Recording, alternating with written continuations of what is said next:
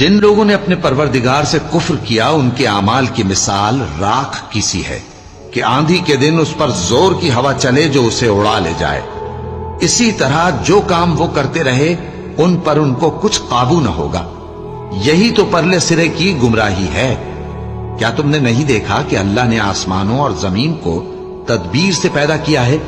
اگر وہ چاہے تو تم کو نابود کر دے اور تمہاری جگہ نئی مخلوق پیدا کر دے، اور یہ اللہ کو کچھ بھی مشکل نہیں۔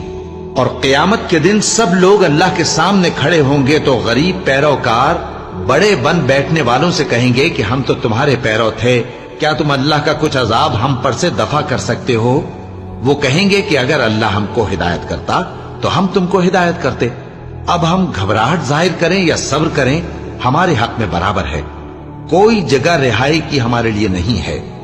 اور جب حساب کتاب کا کام فیصل ہو چکے گا تو شیطان